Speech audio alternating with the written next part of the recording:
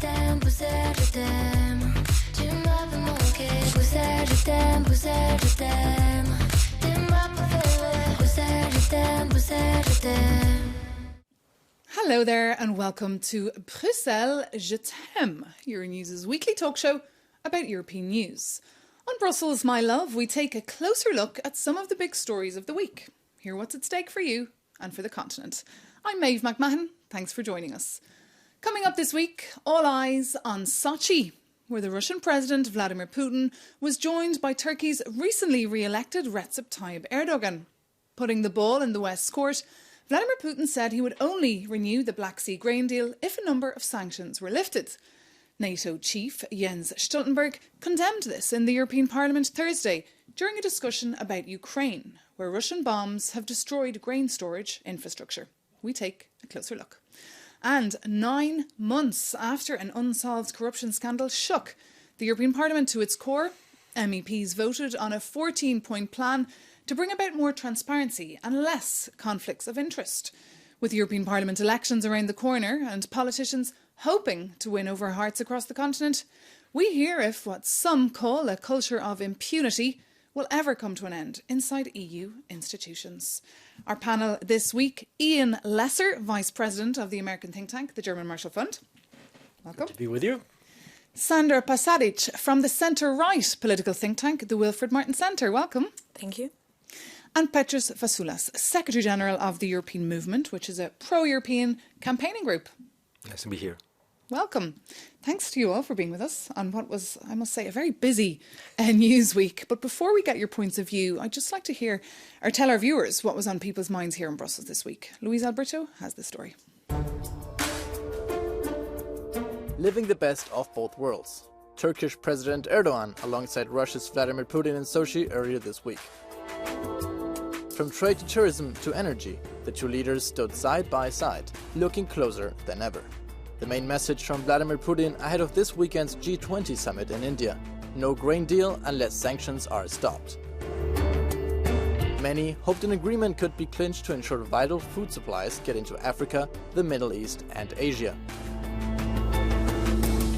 As the war in Ukraine drags on and the Ukrainian offensive advances slowly, diplomats in Brussels are left guessing whose side Turkey is on and if the Russian president will have another visitor soon: Jong-un. Luis Albertus reporting for us there on that Sochi summit, which clearly was a failure with no grain deal being clinched. What would be your takeaways, Ian Lesser? Well, clearly it was a failure by that measure. But, for President Erdogan, this is obviously another opportunity to try to make clear Turkey's importance in terms of the war, in terms of negotiations with Russia. And as your story, mentioned, Turkey has very complicated stakes in this. It has a big economic relationship with Russia. They get a lot of energy from Russia, tourism, other kinds of trade. At the same time, they ship arms to Ukraine. And there's certainly a security stakeholder along with other NATO allies, especially in the Black Sea, where Russia and Turkey can actually get themselves into trouble. So, it was an important opportunity, I think, for President Erdogan in terms of diplomacy around the conflict. Not much. Yeah, President Erdogan certainly in a very interesting position, and Vladimir Putin obviously very happy to have him there because he can whisper some things in his ear as well about what's being said at the NATO headquarters. But just back on that grain deal, Sandra Pasadic, we heard from the NATO Secretary-General here in Brussels this Thursday condemning Putin for not renewing it when speaking to members of the European Parliament. What more can Europe do really to renew this? Well, I definitely agree with Ian Lesser, because before starting to criticizing Erdogan, I also think it's very important to underline that Putin's behavior is highly cynical and criminal. He's condemning Ukraine for not doing enough, not using this one-year grain deal to support an undeveloped country, whereas Ukraine has done everything. We can see that the grain deal has been transported to 57 undeveloped countries, developing countries, and the rest has been exported mostly to China, Spain, Turkey, and and Italy. What can the European Union do? First of all, stop believing that there is going to be any deal with Russia. There won't be any, because what Putin is trying to get now out of it, he's putting some conditions on the table that just cannot be done, and they don't have anything to do with the grain deal, such as regaining their access to the SWIFT banking system and so on. The European Union should, first of all, stop believing that there's going to be any deal with Putin and with Erdogan in this sense. Some EU member states, they are already being active, such as Bulgaria, Greece, and my home country, Croatia. They are offering their railway networks, and Croatia is also offering Adriatic seaport as an alternative route. Some might argue that alternative routes are not feasible enough, but I would definitely say one of the options would be the Danube port route, maybe throughout Romania. Any deal that doesn't include Russia is the best deal. Petros Vassilios, what is at stake here? Of course, Ukraine is the breadbasket to the world. Indeed, and that's the really risky thing, because neither Putin nor Erdogan care so much about the well-being of the developing world. They see this as a power play to advance their own agendas. And the people who end up suffering are those that need this deal the most. So just to echo what has been already said, I think the responsibility of the EU is to provide alternatives to the people of Africa that depend on this deal, to actually access the food stock that they require, and yes, stop dealing or giving too much importance to strong men who are either warmongers or authoritarians that only care about their own political survival. Well, of course, before the Turkish elections, we saw President Erdogan turning a little bit away from his friendship with Vladimir Putin. He met with President Joe Biden on the sidelines of the Vilnius summit in Lithuania, just when he'd given, of course, the green light to Sweden. So I guess the question is President Erdogan of Turkey, is he a good mediator when it comes to trying to end this war? I think Turkey can play an important role as a facilitator and maybe a mediator, but the conditions have to exist. And as we were saying, they don't exist for that kind of an agreement. And I think as this goes on, Turkey has real stakes in this and shares them with the West, actually. There are things that can go wrong in security terms with Russia in the Black Sea that would affect Turkey directly. And I think, quite apart from the shipment of foodstuffs, the whole question of just passage through the Black Sea, of maritime transport in the Black Sea, is going to become a more and more critical one for all Western allies, and Turkey is a key stakeholder in that. So, we may not, Turkey is not an easy ally, never was an easy ally, but in this case also probably a critical one. A critical one. And of course, this week we saw the European Commissioner in charge for enlargement, that's Oliver Verhey. He was over in Ankara for 2 days speaking with Turkish officials and the business community, of course, on that partnership. But just to bring up what the President Erdogan said the other day in Sochi when he was speaking to journalists there, he sounded a little bit more optimistic than Vladimir Putin, the Russian president, saying, "We will reach a solution on the Black Sea grain deal that will meet the expectations in a short time." And then he added, Ukraine needs to especially soften its approaches in order for joint steps to be taken with Russia. Now, that message, Petros, went down very badly over in Ukraine, where, of course, Antony Blinken, the Secretary of State, was this week trying to increase diplomatic efforts, of course, as well, to end the war. Indeed, and again, that's where Mr. Erdogan positions himself as an unreliable partner. It's very difficult to engage with someone whose affiliations are questioned by the key players in this. And again, it also demonstrates, I think, to some extent, the need for the EU to step up in this play, the need of the EU to stop relying on unreliable partners for a variety of things, including energy, but also negotiations, and take a more stronger position. So should Commissioner Verhey not have gone to Ankara this week? I mean, what do you want the EU to do when you say it should step up? Well, it's long overdue, but really challenge people like Erdogan, who has undermined democracy in his own country, and make sure that that partnership isn't, as we saw in the case of the refugee crisis and the migration pact that the EU had with Turkey, which actually violated a lot of the values that the EU is built upon. So it's very risky when you're cutting deals with people who don't play according to the same rules and they don't share your values. You actually undermine your own moral position as much as everything else. And we've seen it also in the context of the grain deal now, where a lot of people in the developing world don't necessarily see the EU as a facilitator because they don't really trust what we have to offer. And Josep Borrell looking at himself in the mirror, wondering why that is. That's a big question, of course, that comes up here in Brussels. But just regarding criticising Turkey. The platform perhaps for doing that used to be the forum where they had the talks on the enlargement of the European Union, because of course Turkey has applied to enter the European Union many decades ago. Those talks were on hold. There's been a lot of tensions there. What do you think the European Union should do regarding this? Well, obviously the question here is not what the European Union should do, it's what Turkey should do. And also the European Union should definitely change the approach and not only always go to Erdogan to ask him for any kind of deals or agreements. The European Union should more take a different stance in approaching civil society. Civil society is very strong, so putting more money there into projects, trying to empower people, Turkish citizens, trying to empower their will and showing them the right way. Also putting more money into businesses, because when businesses see they can trade, they can work together with the other EU member states, they will have their own claims on their own government, and this is where the real change can come. But also before coming to that, we can see there are a number of examples where we can see that Turkey is just unreliable. On one hand, they're playing with Russia. They also have released some of the Ukrainian prisoners from Turkey, even though this was against the agreement with Russia. So Erdogan is also not anymore that sympathetic to Moscow, but also at the same time not to the European Union, and we should not forget that. He's just trying to get breadcrumbs from both sides. Ian Lesser, what are you hearing in diplomatic circles? I mean, are NATO allies getting constantly frustrated with President Erdogan? Well, actually, that relationship is probably in better shape today than it was, a few months ago after the Vilnius summit. President Erdogan arrived at the Vilnius summit as a problem, and he went away, if not as a hero, at least as someone who was being praised for saying yes to Sweden finally in the end. But these problems that we're talking about with Turkey actually exist on both sides of the Atlantic, and in some ways, the American relationship with Turkey is even worse than the European one.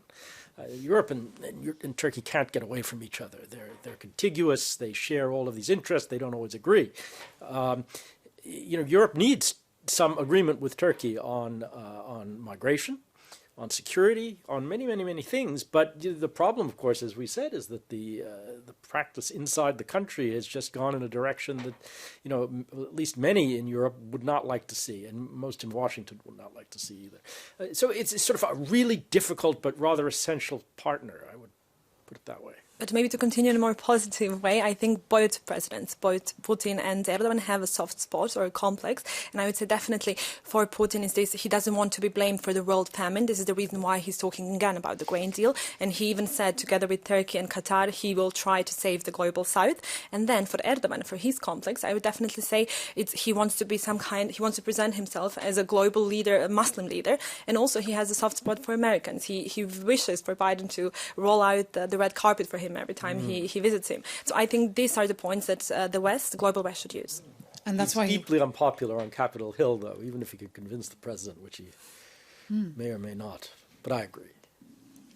Let's talk about another friendship that we were discussing a lot here in Brussels this week, that of the friendship between Vladimir Putin and North Korea's Kim Jong-un. Earlier this week, I spoke to the US ambassador to the European Union to ask him whether he was concerned about North Korea potentially supplying Russia with arms and a potential meeting. But Ambassador Mark Gittenstein was actually unfazed. Take a listen. Putin's outreach to the North Koreans is an indication of our success. By that I mean the EU and the United States, and Putin's failure. Because export controls and sanctions have degraded the Russian military so much, and I hear this from military people all the time, that he's reaching out to arms suppliers that he would probably have never talked to before. And he's desperate for arms, and that's why he's meeting with Kim. And I think it's an indication of failure, not success. Ambassador Mark Gittenstein, Petrus, what is your view on that? Does Vladimir Putin really look desperate now? Oh, absolutely. And this is not the first move that has made him look desperate. He's running out of allies left and right. Former partners are turning their back on them. The Russian economy, the Russian military is in disarray. Absolutely. I mean, this is a man who is clinging for dear life. And to echo the ambassador's position, again, he should demonstrate the success to a large extent of Western unity, both of the European Union, but also our American allies, in really putting the pressure on someone who up until recently looked impregnable. He looked omnipotent and super powerful. And I think we should continue down that road, and rather than give in to blackmails or be tempted by the idea of negotiations with someone who doesn't believe in negotiations at all, I think it's important for the Western alliance to remain united and very strong on this. Ian Lesser, for Kim, obviously of North Korea, he doesn't get out much, of course. I think the last time he got out was 2019 when he had a previous meeting. What's your take on all this? Is anyone really concerned? I fully agree with what the ambassador said and what Petros said. I think, it is a sign of Russian weakness. It is a sign of, in a sense, desperation to secure military hardware. The relationship with Iran is another case of this. That said, these things can be rather dangerous. Actually, the truth is that North Korea has a lot of artillery and a lot of artillery shells, and these things are needed, and they can prolong the war in very dangerous or costly ways taken together. So I do think we should be concerned about it, but it is, I think, as the ambassador said, just a show of how desperate the situation has become for Russia. And the longer, of course, as you said, the war goes on, the more possibility mistakes can be made. And exactly. I mean, at this point, we don't see any near-term prospect of a settlement. And the truth is that for all NATO allies, it's a concern that the longer this conflict goes, the chances of something simply going wrong accumulate. In the Black Sea, in the Baltic, on the border with Poland, there are many, many possibilities, including with Turkey, where accidents can become incidents, can spin out of control and can escalate. Like this week in Romania, we saw Russian drones, parts of Russian drones landing there. And this even one day before the deal was supposed to be reassumed. They were bombing also the south region of Odessa. And talking about Odessa, it's very important here and crucial point to talk about Crimea, the diamond-shaped half island, and also a size of Belgium. It's also a very important side. I think that the new elected defense minister of Ukraine, Mr. Umryerov, he is a Crimean Tatar, meaning that this is a very strong point to the West that there won't be any talks about the future without Crimea. Everything started with Crimea, and the talks will only be reassumed about the peace if Ukraine regains the Crimea. And the fact, I think, that this is dragging on and is expected indeed to last longer, it's another reminder that we here in Europe, we should have done our homework on defense and security long ago. Again, the partnership with the US is very strong. It's a long-term one that will hopefully continue in the future. But that has allowed the Europeans perhaps not to invest as much as we should, not necessarily just on the hardware, but also on the decision-making structures. And again, the war in Ukraine has made things move much faster. We've seen the peace facility being activated, huge amounts of money being invested into lethal weapons, but still, we should have put in place different structures. We should have unified our defense security industry, but also our foreign policy much sooner. But that's the EU, right? It always takes a massive crisis before action is actually taken. Only this week we were hearing all these conversations about increasing defence budgets and conversations that, as you say, should have taken place many years ago. Yeah, it's also changed American minds, I think, at least in the foreign policy establishment. You'll find people who will disagree in Washington. But the truth is, the kind of, if Europe spends more and does more and organizes itself better for defense, that's an American interest. It's certainly my view. I think it's broadly shared by the Biden administration. Whether it be shared by any administration in Washington, it's hard to know. But I think it would be, frankly. It's simply an American interest at a time when, the U.S. is worried more and more about Asia and about China. And, of course, you've got elections next year over there. Yes, we do. Which we will, of course, talk about a lot. But, like, the regular American voter, are they still concerned about the war in Ukraine? I don't think this is at the top of anybody's agenda politically in the United States, but traditionally that's true. Foreign policy is not usually how elections are decided in the United States. But there's no question that the challengers to the Biden administration, Trump above all, but also others in the Republican Party, are making this case that, this is something for Europe to do itself. It's a burden-sharing issue. This isn't America's fight. It's all about China. If there's anything that Republicans and Democrats actually agree on these days, it seems to be a harder line on China. And just briefly, Sandra Pasaric, inside your political party, are you all feeling satisfied that enough has been done to support Ukraine and help end the war? Well, the European People's Party was definitely the first party, one of the first ones who came out and showed their strong support towards Ukraine. We're doing a lot also within our political foundation, the Martin Center. We have done already back in 2014. We've started with Ukraine reforms, even way before anybody thought there is a chance to bring Ukraine closer to the European Union. This is our main goal, obviously, and we're doing everything we can to support Ukraine and its citizens.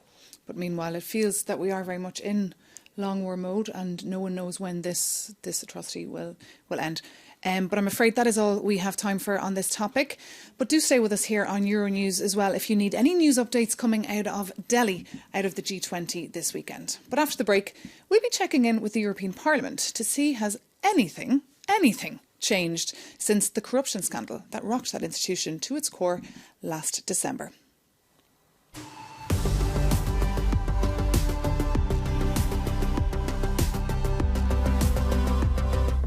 Welcome back to Brussels, My Love, Euronews' weekly talk show. I'm Maeve McMahon. Now, this week was a busy one here in Brussels with lots of announcements and some key votes. One that caught our attention was about the 14-point plan drafted by the European Parliament President, Roberta Metsola, to clean up the mess made by a corruption scandal last winter.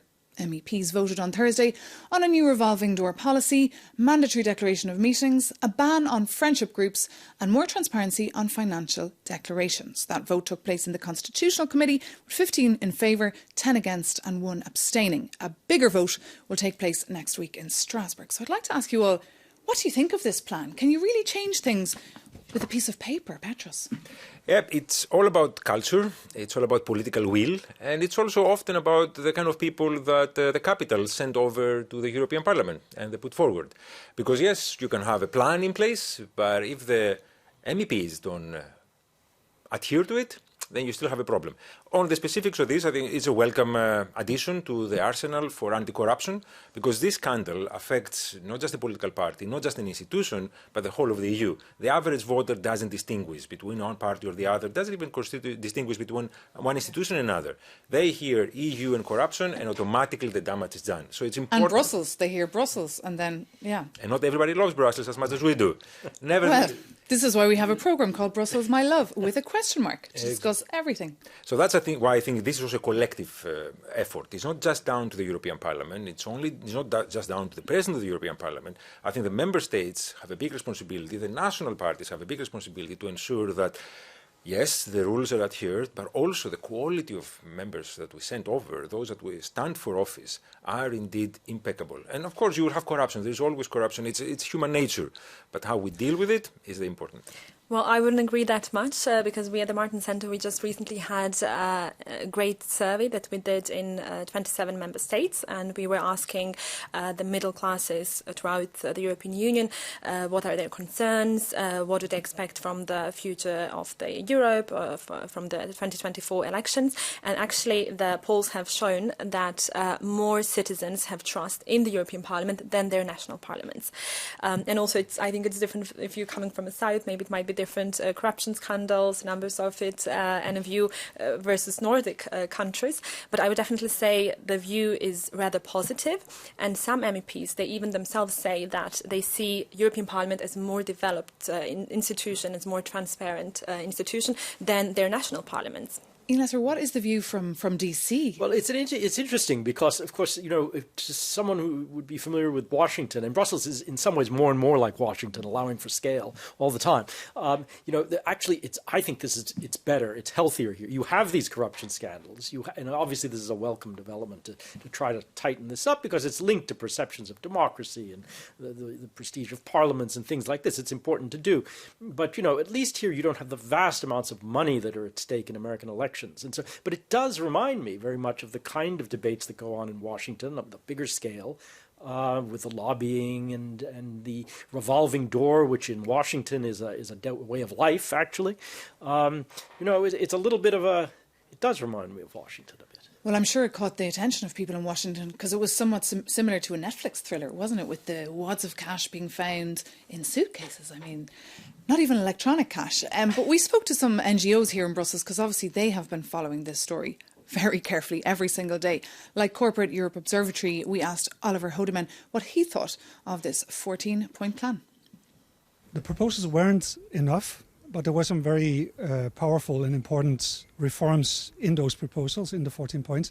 For example, a ban on the revolving door moves of MEPs, and also the obligation to disclose all lobby meetings. Those are really important proposals. But then, unfortunately, the level of ambition has really gone down since then. For example, the revolving door rules are only for 6 months, so it really doesn't help, doesn't really make sense. So we've seen the level of ambition go down. It's been frustrating that it's been so slow, and also that some powerful MEPs, we've seen them really try to weaken the level of ambition, and that's very unfortunate after such a terrible scandal.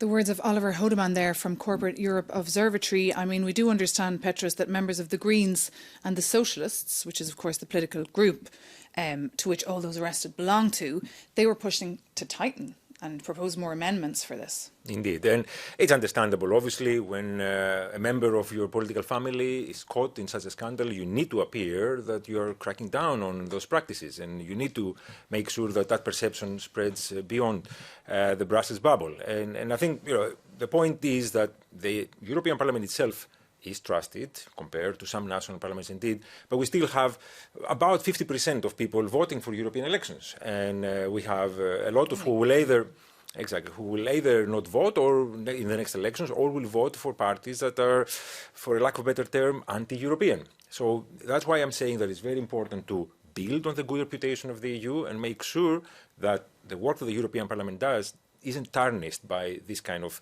perceptions. I think Ian was also right. It's not the emperor's wife cannot just be full of good intentions. Those intentions must also translate into action. And I think what we do between now and the next European elections is very important to ensure that this scandal doesn't affect that perception, the good perception that citizens have of the EU. Do you think it will? I think these things have a kind of half-life as stories.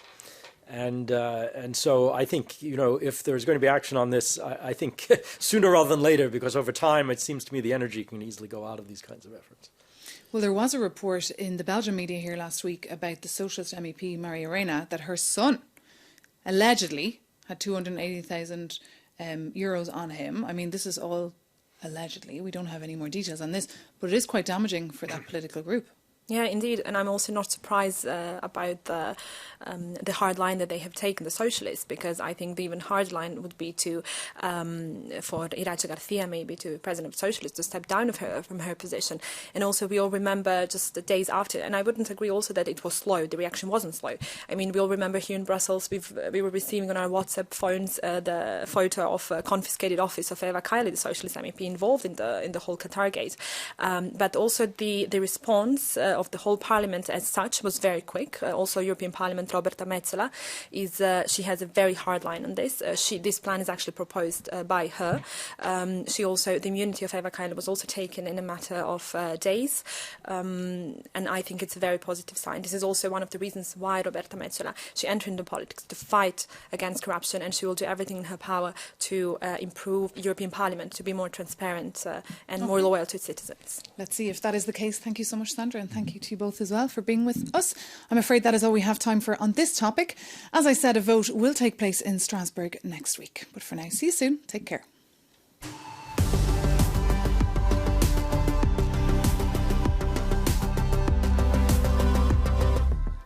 Hello there, welcome back to Brussels, My Love, Euronews' weekly talk show. I'm Maeve McMahon, and along with my panel, we're talking through the view from Brussels on some of the big stories of the week. And one item that triggered a fiery debate in our newsroom was the announcement that the Turkish-Dutch-owned Corridor Airlines will start offering their passengers child-free zones on transatlantic flights, if, of course, they pay more for their seat. I think it's around €45 more they would have to pay. Ian Lesser, what are your thoughts? Would you pay more to be in that adult-only zone? My solution to this is buy noise-cancelling headphones. Much more, because there may be some inconvenience in that, and it's never pleasant to have a lot of noise around you. I mean, I fly a lot across the Atlantic. There are no end of issues and problems and things that you would like to fix. This is probably not the biggest one, in my view. What's your take, Sandra? Well, personally, obviously, I also have an opinion, and I'm rather bothered by this noise. But I would say we need to take a more general view and see that passenger rights are getting smaller and smaller. Just if you think you're not even allowed to travel with hand luggage, you have to pay, and every time you have to pay more. You're not allowed to bring any other items on the plane. So I think this is more concerning than this. What about you, Petrus? Your take? Well, somebody should give a bonus to the PR office of this airline because everybody's talking about them. This is free advertising at exactly at the moment where people are coming back from holiday and planning their next holiday. So great move, I would say. But on the substance, a lot of us have kids. All of us have been kids. We know that, yes, they can be loud and annoying. But I think the answer here isn't segregating people, but tolerance, understanding, and yes, noise-cancelling headphones, perhaps. Common sense and acceptance that people around us might be in a difficult position. Their kids might be distressed, hungry, tired, and we need to be tolerable. Or have ear pains, which they suffer from a lot. But I'd also like to ask, what about stag parties or hen parties, bachelorettes? But first, we also wanted to check in with Belgium's largest airline to see if they were thinking of doing the same. So I visited the HQ of Brussels Airlines to speak to the onboard product and service manager. That's Lionel Severns. No, I don't think that's something we are aiming to. We want everyone to feel welcome. Our crew is first well-trained, they're experienced, and also we have a lot of moms and dads working at Brussels Airlines who themselves have children at home. On our long flight, we have a nice entertainment system, which has a wide range of cartoons and dedicated movies for children. Also, sometimes we try to involve them in the service. If they get bored, they might distribute the napkins to other passengers, or we might take them for a tour inside the galley and show them around.